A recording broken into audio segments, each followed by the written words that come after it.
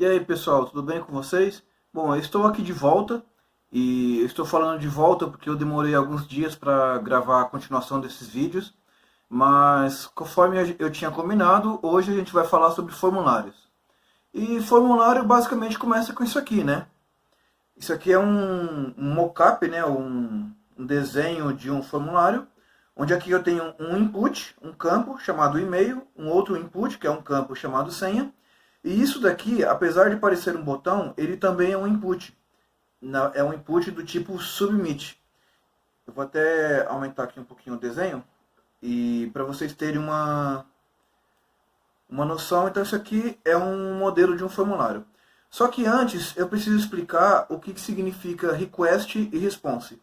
Request é o seguinte, quando você entra, por exemplo, em example.com, eu não apertei o Enter ainda. Na hora que eu apertar o Enter, eu acabei de fazer um request, ou seja, uma requisição para o servidor example.com. E aí ele me volta com um response, ou seja, ele me volta com uma resposta. E a resposta é esse texto que vocês estão vendo aqui na tela.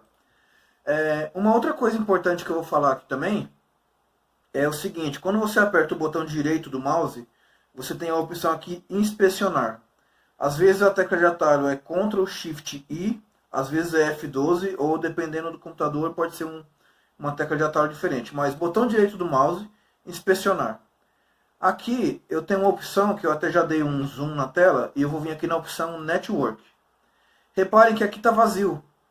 Então é o seguinte, eu vou clicar aqui em cima e vou fazer o request de novo, ou seja, a requisição. A resposta está aqui, ó. Aqui, primeiro, status code. O status deu 200. E quando eu clico aqui, ó, eu vejo aqui no meu headers que o método que eu usei foi do... ou melhor, o método que eu usei foi um request, né, que é uma requisição. Ele me retornou com 200. E aqui eu tenho o response. E o response é o HTML, que é exatamente esse texto aqui.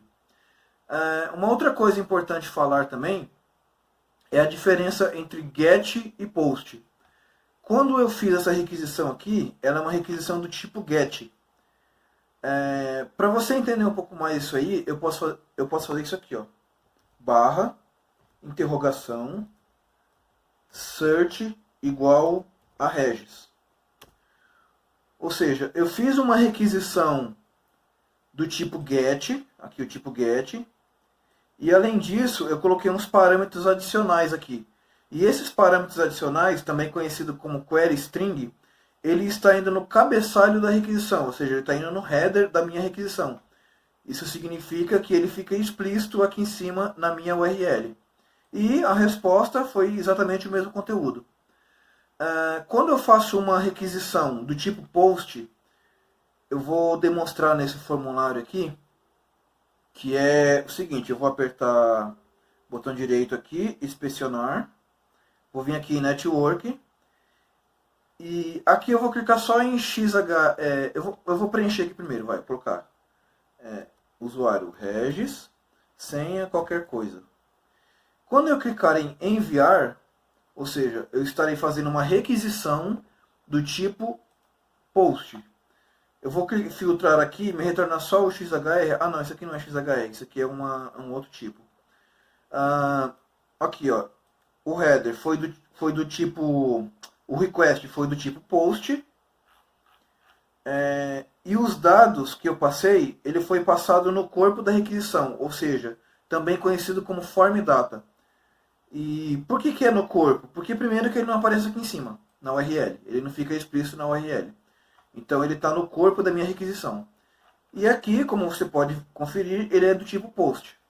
Certo? Qual que é a vantagem e a diferença, de novo, entre um e outro? Um método do tipo get, ele é um verbo HTTP onde os parâmetros são passados no cabeçalho da requisição, como do exemplo que eu mencionei, example.com barra interrogação search, que é o nome do meu parâmetro, igual a, nesse caso aqui eu coloquei Python, que é a palavra que eu estou definindo para esse parâmetro. Nesse exemplo aqui, eu tinha colocado Cadê? Aqui, eu coloquei search igual a Regis. Só que aqui, primeiro, ele tem uma grande falha de segurança, porque os meus dados ficam explícitos. Então eu não posso colocar aqui senha, dados sensíveis. E além disso, ele só aceita no máximo 255 caracteres. Então se você colocar muitos parâmetros ou um texto muito longo, ele vai ter um limite. Certo? O post, ele envia os parâmetros no corpo da requisição, como eu tinha mencionado. Geralmente os valores são passados através de um formulário, né? E, por exemplo, quando você vai fazer o upload de um arquivo, enviar um arquivo, uma imagem, ele só aceita via post. Então essa é a diferença de GET para POST. A grosso modo, o POST é quando você trabalha com os formulários. Agora, vamos... isso aqui ele não funcionou porque eu não estou com nenhum servidor de back-end implementado para aceitar o meu post. Então ele não funcionou. Mas agora vamos desenhar um formulário, porque esse é o nosso objetivo, né? Então eu estou aqui no codepen.io. Eu já abri aqui, já preparei a minha telinha aqui. E é o seguinte, se você escrever form, você tem isso aqui, um formulário. Que a tag é desse jeito. E eu vou deixar ele aqui no finalzinho. Geralmente você tem uma action. Essa action é uma URL onde você vai executar alguma ação. Por padrão, eu quero que ele execute na mesma página. E se você não define um método, por padrão, ele é método get. Então você tem que deixar explícito quando você quer um método do tipo post. Geralmente com todas as letras maiúsculas, tá? Que é uma convenção para ficar mais tranquilo da gente trabalhar. Deixa eu ver uma coisinha aqui. Tá. Quando eu tenho aqui a opção rótulos, que significa o quê? Significa uma label. Eu vou deixar sem isso daqui por enquanto. E eu vou chamar essa label de usuário. Então, isso é um rótulo. Agora, o que é uma caixa de texto? É um input, é assim que se escreve, do tipo texto. Reparem que aqui, ó, ele já desenhou na minha tela a minha caixa de texto do tipo texto, né? Eu posso colocar mais um rótulo aqui, não vou usar isso aqui por enquanto, chamado senha. E a senha eu posso colocar assim, ó.